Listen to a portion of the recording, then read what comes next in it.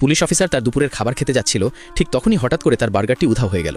Officer রেগে গেলেন এবং ধাওয়া করার জন্য তার মোটরসাইকেলে লাফিয়ে উঠলেন। খুব শীঘ্রই তিনি দ্রুতগামী গাড়িটিকে ধরে ফেললেন এবং লোকটিকে থামার নির্দেশ দিলেন। গাড়ি চালানো লোকটি বোঝানোর চেষ্টা করল যে গাড়ির ব্রেক ফেল করেছে, কিন্তু অফিসার চীনা ভাষা বুঝতেন না। মেয়েটি চিৎকার করে অফিসারের কাছে হেল্প চাইল। অফিসার বুঝতে পারলেন, কিন্তু তিনি ভুল করে ভাবলেন যে মেয়েটিকে অপহরণ করা হয়েছে। তিনি সঙ্গে সঙ্গে অন্য অফিসারদের খবর দিলেন এবং সামনের টোল স্টেশনে রোড ব্লক করার নির্দেশ দিলেন, যাতে লোকটিকে গ্রেপ্তার করা যায়। কিছুক্ষণ পর পরিস্থিতি সম্পর্কে জানতে আরেকজন অফিসার সেখানে পৌঁছালেন।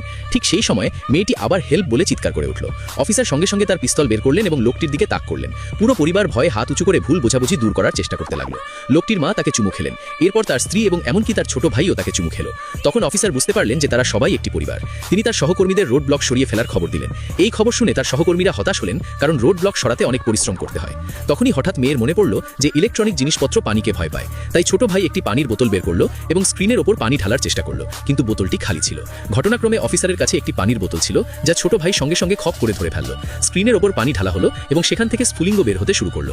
সৌভাগ্যবশত হ্যান্ড ব্রেকের ইন্ডিকেটর লাইট জ্বলে উঠল।